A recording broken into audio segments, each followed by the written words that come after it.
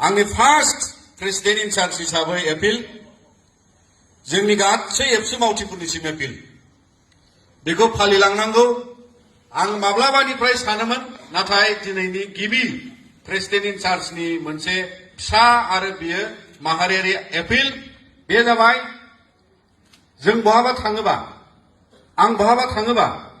बे मिटिंआव दा एसे आगोल जोंनि आफादगिरिफ्रा एड्रेस खालामदों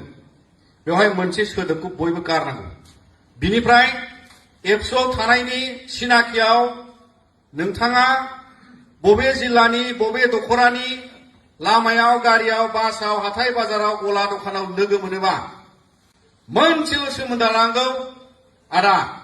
आं खैराबारि दखरानि उमुक बास सार गैया नो मर सार दिनैनिफ्राय एबसुनि बिबानगिरिफ्रा आफादगिरि गुबुन गुबुन बिबानखौ लानानै दा इभेन जिल्लानि आफादगिरि बिथांमोनाबो जोंखौ सार होनदोंमोन दहाय फरगेट एबाउट दैट बेखौ बावदो साफ्रोम बिबानगिरिया दिनैनिफ्राय मोनसे एपिल जे नोंथांमोना जों जेखि बैसोआव थाया मानो बिदा फंबायनि सोमोन्दोआव जों फंबायखौ फंबाय होनगोन बिनि उनाव नोंथांमोना जायखौ बिदा लेंनांगौ बेखौ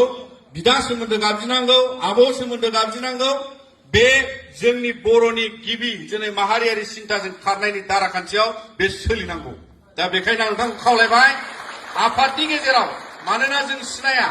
मालाबा दिल्लीयाव लोगो मोनो मालाबा गुवाहाटीयाव लोगो मोनो मालाबा सोरबा फन हरना बुंहरो राइटआव रिजोननायावनो खिन्थु आदाजों जागायनांगोन बिनिफ्राय आं उमुक दखरानि आं उमुक जिल्लानि बिबान